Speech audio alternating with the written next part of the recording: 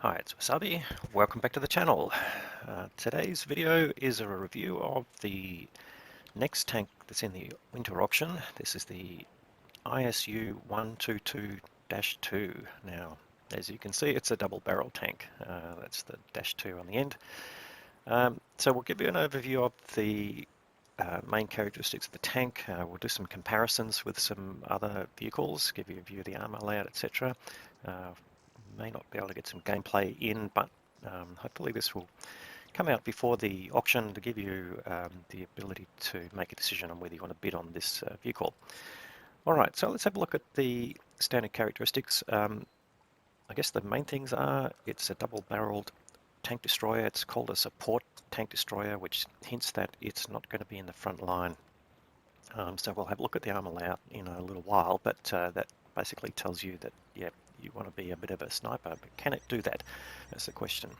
All right, the gun. All right, 122. It's the 122mm Soviet gun, and people will be familiar with that gun in the various TDs, the ISUs and the SU line, and a rearward turret casemate also tells you that you're not going to get great gun depression, and that will bear out in the stats. So let's have a quick look. We've got 390 average damage, 258 standard pen, gun loading time 9.59, so total 19.18 for a total reload, but 7 seconds in between the shots. So that's going to be an interesting comparison there to some of the other double barrels. We'll get into that.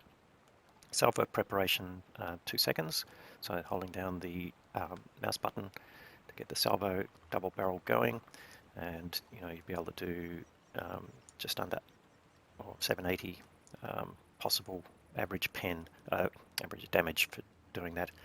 You see gun depression only -5 degrees, and that's really that limitation of being at the back of the tank. Front of the tank will stop it going down any further. 12 degrees gun traverse limits, so it's reasonably narrow but not too bad. Aim time quite nice, 1.92. This is the TD, of course. And these are not as high caliber guns as you might think. Because it's double barrel, you can only really get these smaller caliber guns in there. 0.35 dispersion is not too bad, and again, this has got 100% crew but no equipment, no any sort of modification, etc. So we're going to see what we can get that down to in terms of maxing out with crew skills, equipment, and field mods to see what we can get to the ultimate. And here we go, standard DPM 2.4, so not too bad in that respect before any modifications as well. So we reckon probably get that up closer to 3k per minute, which at tier 8 is going to be pretty handy. All right, hit points 1300. And here we go with the armor. So frontal hull armor 190 and 65 on the sides. We're going to have a look, a bit of a flat front there, so that's not too great. 40 on the rear, and mobility, it weighs 50 tons, 750 engine power, that's okay. 15 specific power, that's quite reasonable, so it's going to be reasonably mobile. 40k top speed, 20 reverse, that's a really excellent reverse speed, but that's going to get you out of trouble in some circumstances. Overall traverse speed 31 is not so great. Probably see that a little bit better, given that it's a casemate. You're going to be relying on the vehicle traverse speed quite a bit in terms of getting in and out of spots. All right, standard concealment 13, so again, big boxy tank, so it's not going to be fantastic. And standard view range 370, so that's reasonable, but I think you're going to be bumping that up to carry out the role of the support that this indicates it's going to be. All right, well, that's sort of a quick run through of the tank. Let's go and have a look at some comparisons and the armor layout, and we'll come back and look at the max values we can get as well. So here we've got a number of comparisons. All right, I pulled in the Kari. That was a recent premium casemate TD that was added this year. Well, it's in the Japanese line. That's really just to give you an idea of how it compares to another premium tank destroyer. Got the ISU-122 single barrel, but in the same tier as well, but Soviet. So this has actually got a matching crew. So if you want to basically use this one as a crew trainer, you've got 100% comparison in terms of crew layout and crew skills between this one and this one. So this is interesting as well, because you'll be potentially switching between this tank and this tank. ISU-101 is in here for the gun comparison. It's got the same 122mm gun that the ISU-122-2 has, and I've got the 703-2 here as well, just to give you a gun comparison. I'll only worry about the gun aspects of this one, with a double barrel gun and with the same caliber, just to show how the double barrel side of things is standing up. All right, so let's go through this. Standard DPM 2.4 is sort of the top end, but below the just above the Kari and just below the ISU-152.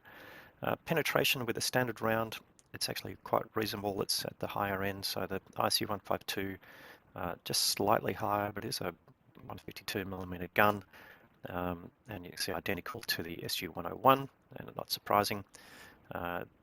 Really, the 703-2 quite far behind in that respect. And then alpha damage 390 is below the ISU-101, so it's getting 440 out of that, and won't worry about the ISU-152. But look at the Kari there at 500 is pretty good, and the 703-2 is exactly the same. So maybe the shells you need to deal with double barrel gun might have some limitation there by design. Rate of fire is 6 rounds, and that's better than all the rest there, and that's interesting there. So reload time 9.59, substantially better than all of them, and this is again without any modifiers as well. This gun caliber as well, so the Kari just slightly different, 127. Shell velocity also the best of all of them apart from the 703-2, so that's slightly better, but that's not a huge difference there, but substantially better than the other TDs there, so that's going to be handy in terms of ability to snap moving targets as well.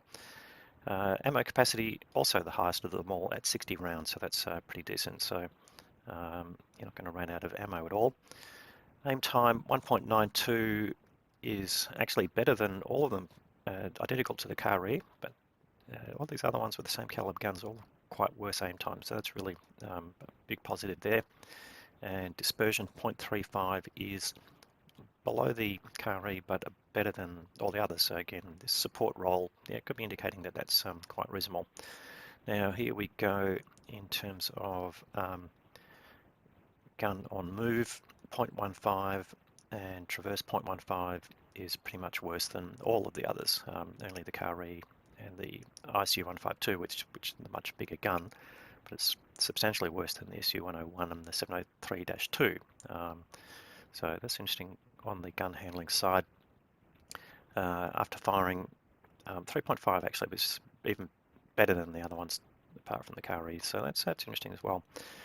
Depression 5 degrees is not too bad, but yeah, look, 5 degrees on the 703-2 as a tank with a forward turret, so that's interesting limitation there, and only 3 degrees in the ISU-101, so it's yeah, going to be manageable in that respect.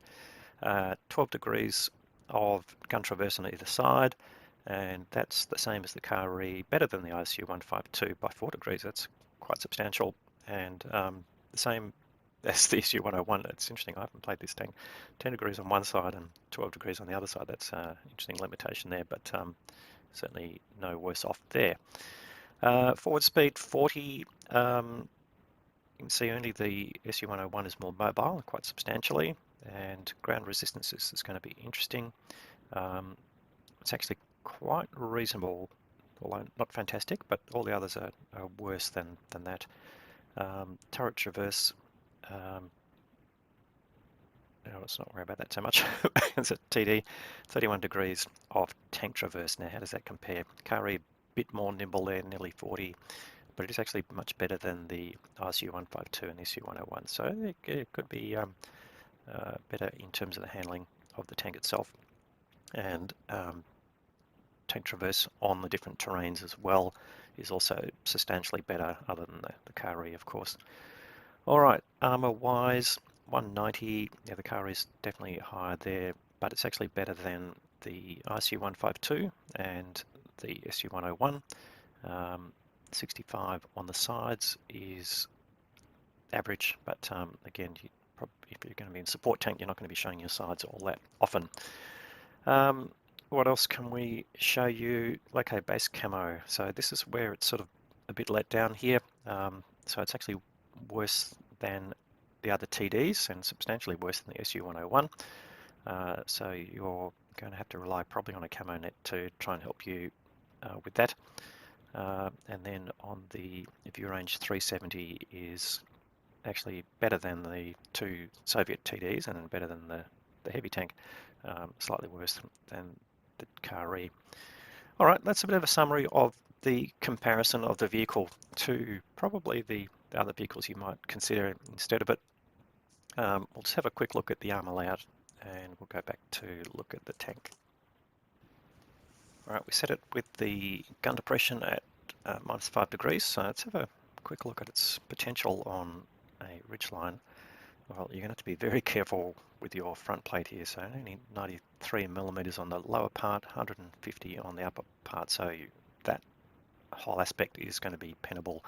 You're going to need to cover that up, but getting better on the front of the turret, but again, that's going to be very flat in comparison, so not much of a chance of bouncing. Anything with decent pen at tier 8 is going to be able to go through that, so you're going to really be a point and shoot and scoot back out of range as quickly as possible. And that 20 kilometers per hour of reverse speed is really going to help with there. This is not too many options that you've got here. If you're being shot down on, of course, you've got it even worse on the roof, large roof and large front deck. So you're really going to have to choose your shooting points, and I think that sort of reinforces the support tank concept, or the support TD concept, that you're going to be shooting from a bit of range, and you're not going to really want to expose your armor. Your armor's not going to stand up for too long. So using the mobility, particularly the reverse speed, to get you out of a particular spot once you've fired is straight away on the reverse and back away, and the tank traverse mobility and the overall power to weight ratio is actually going to be pretty handy in that to get you moving. All right, let's go back to the garage and have a look at what we can do in terms of maxing out the tank. So here we've got maximum crew skills, we put equipment in and food. So let's run through that really quickly. We've also put field mods on to give us the best output. So we've put, from an equipment perspective, you can't get a gun rammer for the double barrel tank, so you really got to rule that out. So I've gone for vents for overall improvement, hardening, which gives us a real bonus for suspension durability, 50%. That will improve your ability to escape being tracked. And we've put the improved aiming device on to reduce our gun dispersion. We'll have a look at the effects of that as well. One thing we didn't talk about was the pen for premium rounds, so that's actually 300, which is pretty handy for tier 8, so that's going to get you into tier 9 games and even be competitive to some extent in tier 10 games as well. So let's have a look at the changes that this has given us. Again, our relay times come down to 8.75, and that's fundamentally the crew skills and the vents and the food, of course. So that's improved our DPM, but only to 2.6, 2.7 K, not as far as I thought it would get to. Our hit points have gone up to 1430, so that's pretty handy. And from a mobility perspective, no real change there. Of course, our specific power about 15, so we might put an alternate loadout with a turbo potentially to replace hardening if you're going to be on big maps, and that would certainly be a consideration when you've got field mods in place. Traverse speed's gone up to 34, nearly 35 degrees, which is pretty handy. And from a concealments perspective, with the crew skills and food, and we put some camo on, we've got it up to 30, which is doable, particularly if you're shooting at range. But the penalty for camo after shooting is quite substantial. And view range, not fantastic. 419, you're going to be relying on spotting from your light tanks and mediums for that if you are up the back. So that's basically it. Now, what does that get you? I think it's pretty handy, and if we're talking about the ability to train your crews with the 100% mapping of your ISU-152 crews, this is going to be pretty good. It's the double-barreled experience as well, which I think some people like, just to get that salvo off and do that massive alpha damage in one go and nick off and get out of the way. Tend to have to place your shots fairly carefully with that, and that's something you can do with this vehicle. If we look at the, sorry, my poor scrolling here, getting the dispersion down to 0.3 is going to allow you to shoot at longer ranges and still get reasonably accurate shots. So that's going to be the tank. Now, unfortunately, I ran out of time for making this video, so I haven't been able to get some gameplay in, but I think this might give you enough information to help you make a decision. Do you want to go after this vehicle? It is a brand new vehicle. There are no double-barrel TDs in the game in the Soviet lineup, but there are other double-barrel tanks, so people had some experience with that part. It's not going to be any mystery to people how to kill it. The armor is not going to stand up, so you're going to have to use your support TD tactics to operate this thing. But in that context, I think it's going to be a pretty handy vehicle. Is it overpowered? No. Has it got major weaknesses? What we described, really, the armor is going to be the key weakness there. And concealment as well is not going to be great, but that 20 k's of reverse speed is going to come in pretty handy in that respect. So all in all, I think it's reasonably balanced. It's definitely worth bidding on. What you bid on it, I'll leave up to you to say, is it value for that. Anyway, best of luck in the auction. Hope you got some value out of this. If that's the case, please give it a thumbs up. And if you haven't subscribed to the channel yet, please have a look around if you're new to the channel. I've got plenty of content here, and appreciate any new subscribers. So thanks very much for watching.